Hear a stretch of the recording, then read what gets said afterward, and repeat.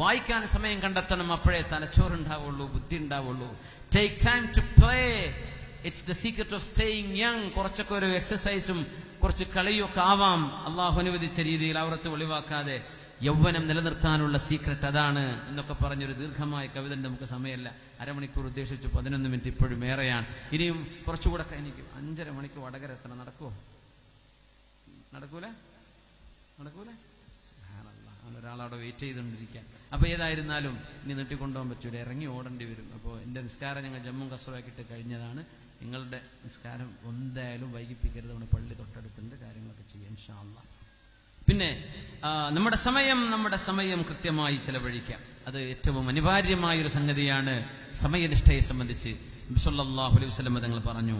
അതുപോലെ തന്നെ റസൂലുള്ളാഹി സ്വല്ലല്ലാഹു അലൈഹി വസല്ലം തങ്ങൾ പഠിപ്പിച്ച മറ്റൊരു വിഷയമാണ് ഉദ്ഉ ലിഗൈരിക.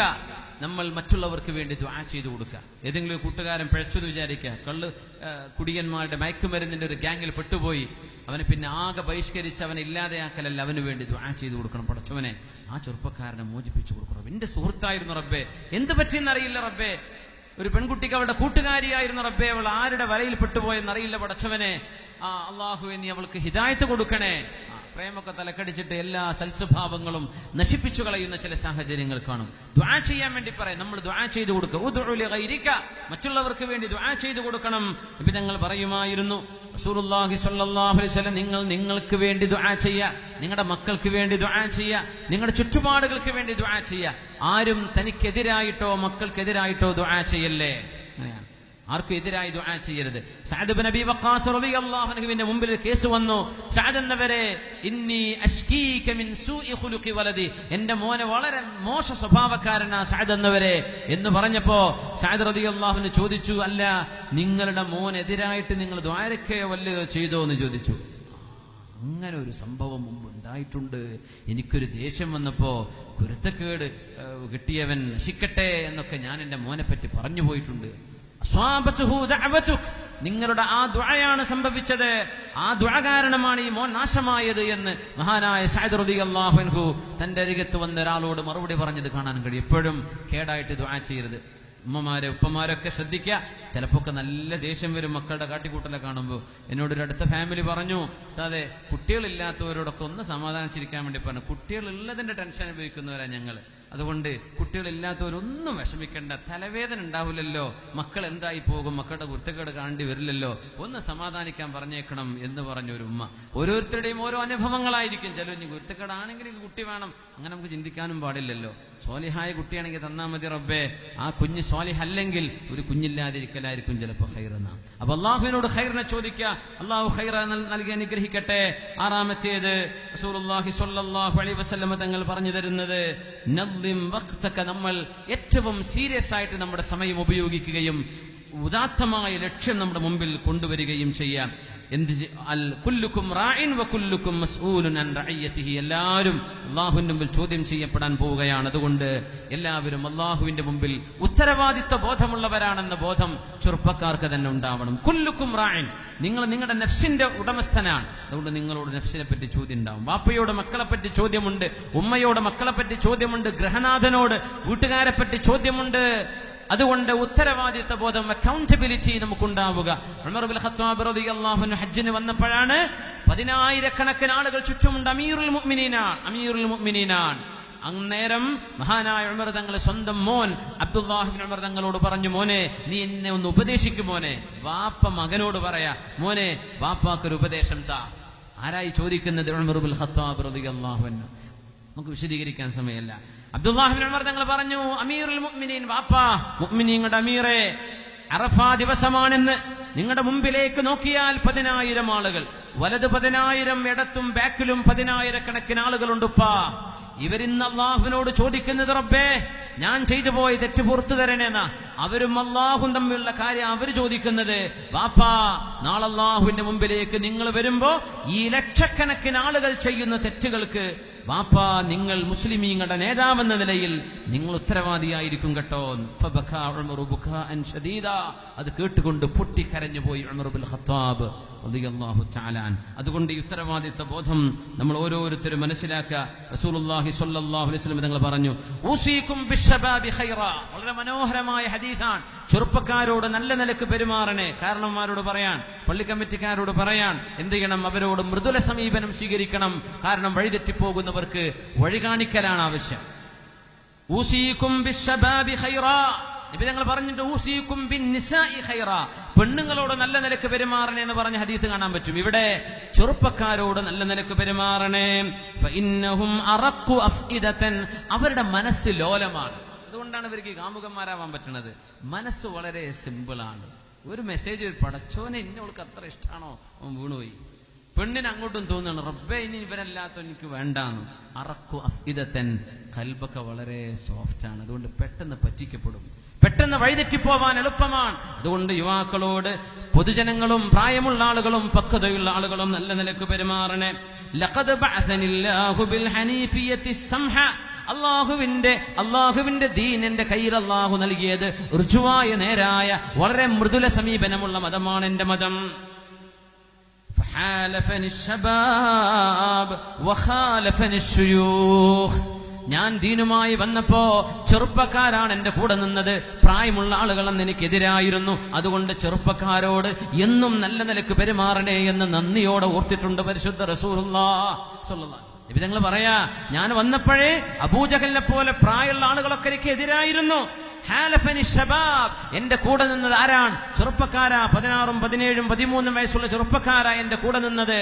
അതുകൊണ്ട് അവരോട് സമൂഹമേ നിങ്ങൾ നല്ല നിലക്ക് പെരുമാറണേ എന്ന ഹബീബിന്റെ വസിയ്യത്തുണ്ട് പരിശുദ്ധ റസൂലുള്ളാഹി സ്വല്ലല്ലാഹു അലൈഹി വസല്ലം. ഇതിന്റെ അവസാനം നമ്മൾ സ്വർഗത്തിലേക്ക് പോകുമ്പോൾ അവിടെ യുവാക്കളായിരിക്കുന്ന എല്ലാവരും 90 വയസ്സ് കഴിഞ്ഞാലും സ്വർഗത്തിലെത്തുമ്പോൾ യുവാക്കളാണ്. ദുന്യാവിൽ വയസ്സ് കൂടാത്ത വിഭാഗമാണ് പെണ്ണുങ്ങൾ. ആണുങ്ങൾക്ക് വയസ്സ് കൂടുണ്ടോന്ന് അറിയില്ല. പെണ്ണുങ്ങൾക്ക് കഴിഞ്ഞൊല്ലം 20 തന്നെ, ഇക്കൊല്ലം 20 തന്നെയാണ്. കഴിഞ്ഞൊല്ലം 35 ഒരു 10 കൊല്ലം കഴിഞ്ഞാലും ഇപ്പൊ എത്ര വയസ്സ്? എനിക്ക് 35 തന്നെ. അപ്പൊ പൊന്നിത്തങ്ങളെല്ലാം കഴിഞ്ഞൊല്ലം 35, അതിന്റെ 9 കൊല്ലം 35. വയസ്സ് കയറുന്നില്ല. വയസ്സ് കയറുമ്പോഴേക്കും പേടിയാണ്.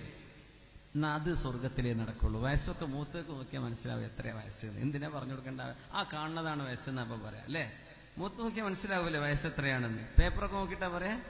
അതുകൊണ്ട് വയസ്സേറാതിരിക്കണം എന്നൊക്കെ വല്ല കൊതിയുണ്ടെങ്കിൽ സ്വർഗത്തിലെത്താനുള്ള പണിയെടുത്തോളി. അവിടെ വയസ്സേറൂല. 33 മഹാനായ ഈസ നബി അലൈഹിസ്സലാമിന്റെ വയസ്സാണെന്ന 33 വയസ്സ്.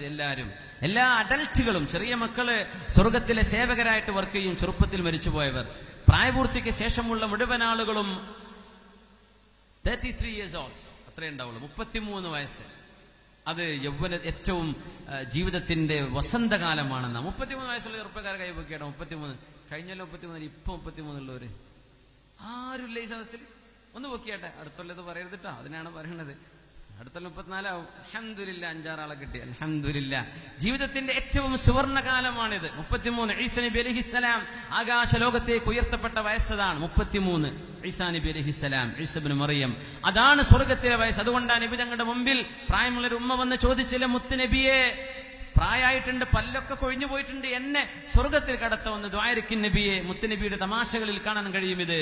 നബി തങ്ങൾ പറഞ്ഞു, പൊന്നാര ഉമ്മ, പ്രായമുള്ളവരൊന്നും സ്വർഗത്തിൽ ഉണ്ടാവില്ല. ഇത് പറഞ്ഞപ്പോ അവർ കരഞ്ഞുകൊണ്ട് തിരിച്ചുപോയി. തങ്ങൾ തിരിച്ചു വിളിച്ചു, ഉമ്മ തിരിച്ചു വരിൻ. ഞാൻ ഉദ്ദേശിച്ചതേ, നിങ്ങൾ സ്വർഗത്തിലേക്ക് പോകുമ്പോ ഈ 90 വയസ്സാവില്ല, നിങ്ങൾ യുവതിയായിരിക്കും, നിങ്ങൾക്ക് 33 വയസ്സായിരിക്കും. അൻതി മിൻ അഹ്ലിഹാ, നിങ്ങൾ സ്വർഗക്കാരിയാണെന്നും പരിശുദ്ധ റസൂലുള്ളാഹി സ്വല്ലല്ലാഹു അലൈഹി വസല്ലം ഹബീബായ തങ്ങൾ പറഞ്ഞു, അഹ്ലുൽ ജന്ന ശബാബുൻ മുർദുൻ. യുവാക്കൾ, ചെറുപ്പക്കാർ, സ്വർഗത്തിലേക്ക് വരുന്ന മുഴുവൻ ആണുങ്ങളും ഷബാബുൻ, ചെറുപ്പക്കാരായിരിക്കും.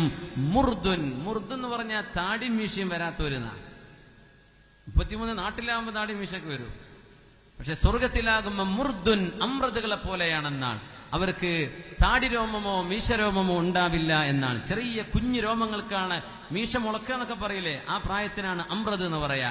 ആ രൂപത്തിലായിരിക്കും സ്വർഗവാസികളെന്ന് യുവാക്കൾക്ക് സന്തോഷം നൽകാൻ മുത്തുനബി തങ്ങൾ കുഹ്ലുൻ, കണ്ണിൽ സുറുമെഴുതിയതുപോലെ നല്ല സൗന്ദര്യമുള്ള കണ്ണുകൾ ഉണ്ടായിരിക്കുമെന്നും ലാ തബ്ലാ സിയാബുഹും വലാ യഫ്നാ ശബാബുഹും അവരുടെ വസ്ത്രങ്ങൾ നുരുമ്പിപ്പോവുകയോ കേടുവരികയോ മുഷിയുകയോ ഇല്ലെന്നും വലാ യഫ്നാ ശബാബുഹും യൗവനം ഒരിക്കലും തീർന്നു പോവുകയില്ലെന്നും അവര് ക്രോണിക് ബാച്ചിലേഴ്സ് അവിടെ പറയാൻ പറ്റുള്ളൂ. ദുന്യാവിൽ അങ്ങനെ എന്തോ സിനിമയ്ക്ക് ഇറങ്ങി വന്നു അല്ലേ? ക്രോണിക് ബാച്ചിലർ എന്ന് പറഞ്ഞത് സ്വർഗത്തിൽ മാത്രമേ നടക്കുള്ളൂ. കാലം മുഴുവൻ ബാച്ചിലറായി നടക്കുക, ചെറുപ്പക്കാരനായി, അത് സ്വർഗത്തിൽ മാത്രം നടക്കുന്ന പ്രക്രിയയാണ്. അതാണ് സ്വർഗം. അതുകൊണ്ട് യുവാക്കളെ, നിങ്ങളെ തേടി നിൽക്കുകയാണ് അള്ളാഹുവിന്റെ സ്വർഗം. ഫുത്ഹത് അബ്വാബുൽ ജന്ന, സ്വർഗത്തിന്റെ കവാടങ്ങൾ തുറക്കപ്പെട്ട ഒരു മാസത്തിലാണ് നമ്മൾ. അതുകൊണ്ട് നന്മയിലേക്ക് മുന്നിട്ട് വരിക. ഉമ്മമാര്, സഹോദരിമാർ, ഈ ഉമ്മത്തിന്റെ തർബിയത്ത് നിങ്ങളുടെ കൈകളിലാണ്. നമ്മുടെ മക്കൾക്ക് നല്ല തർബിയത്ത്, നല്ല ഉമ്മമാരായി അവരെ നല്ലവരാക്കി വളർത്തി അള്ളാഹു ഈ ഉമ്മത്തിന് നല്ലവരായ മക്കളായി നമ്മുടെ യുവതികൾ അള്ളാഹു മാറ്റിത്തരട്ടെ. അൽഹംദുലില്ലാഹി ഹംദൻ കസീറൻ ത്വയ്യിബൻ മുബാറകൻ ഫീഹി അലാ കുല്ലി ഹാൽ. اللهم صل على سيدنا محمد وعلى آل سيدنا محمد وبارك وسلم عليه. ഇവിടെ ഒരു സ്ത്രീ ഒരു സ്വർണ്ണ മോതിരം തന്നിട്ടുണ്ട്, വേറൊരു സ്ത്രീ 2 സ്വർണ്ണ മോതിരം തന്നിട്ടുണ്ട്. വേറെ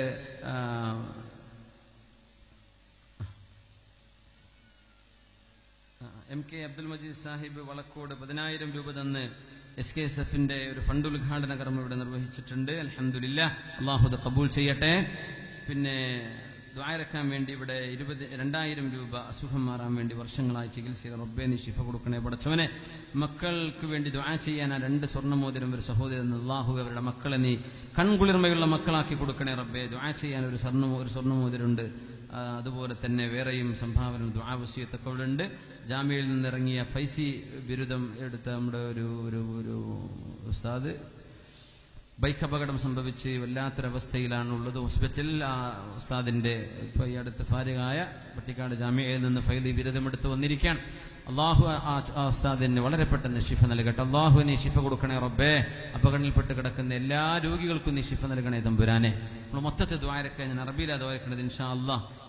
എല്ലാവരുടെയും വിഷയം അത് ഉൾക്കൊള്ളിക്കുന്നുണ്ട്. അള്ളാഹു അതൊക്കെ സ്വീകരിക്കട്ടെ. ആമീൻ. അൽഹംദുലില്ലാഹി റബ്ബിൽ ആലമീൻ ഹംദൻ കസീറൻ ത്വയ്യിബൻ മുബാറകൻ ഫീഹി അലാ കുല്ലി ഹാൽ. അല്ലാഹുമ്മ ലാ തദഅ ലനാ ഫീ മഖാമിനാ ഹാദാ വഫീ സഅതിനാ ഹാദിഹി ذنبا إلا غفرته ولا هما إلا فرجته ولا مرضا إلا شفيته ولا مريضا إلا عافيته ولا سحرا إلا أبطلته ولا فسادا إلا أصلحته ولا بلاء إلا رفعته ولا عسرا إلا يسرته ولا طفلا إلا ربيته ولا ضالا إلا هديته ولا ضالا إلا هديته ولا ضالا إلا هديته ولا غائبا إلا رددته ولا سحرا إلا أبطلته ولا بلاء إلا رفعته ولا حاجة من حوائج الدنيا والآخرة هي لك رضا ولنا فيها صلاح إلا قضيتها ويسرتها يا رب العالمين. اللهم اجعلنا من عتقاء شهر رمضان. اللهم اجعلنا من عتقاء شهر رمضان. اللهم اجعلنا من عتقائك من النار. اللهم اجعلنا من عتقائك من النار. اللهم أصلحنا وأصلح ولاتنا وولاة أمورنا وأصلحنا وأصلح شبابنا وأمتنا وإمتنا. اللهم أصلحنا وردنا إلى دينك ردا جميلا. اللهم اغفر للمؤمنين والمؤمنات والمسلمين والمسلمات الأحياء منهم والأموات إنك يا مولانا سميع قريب مجيب الدعوات. ربنا اغفر لنا ولإخواننا الذين سبقونا بالإيمان ولا تجعل في قلوبنا غلا للذين آمنوا ربنا إنك رؤوف رحيم. وصلى الله وسلم وبارك على سيدنا محمد وعلى آله وصحبه أجمعين. جزاكم الله خيرا. അള്ളാഹു നമ്മുടെ പരിപാടി സ്വീകരിക്കട്ടെ. എല്ലാവരോടും കൈ തന്ന് സലാം പറഞ്ഞു പോകുന്ന ആഗ്രഹമുണ്ട്. പക്ഷേ ധൃതിയിലുള്ള ഓട്ടത്തിൽ അങ്ങയുടെ ദുആയിൽ ഉൾപ്പെടുത്തണം. അസ്സലാമു അലൈക്കും വറഹ്മത്തുള്ളാഹി.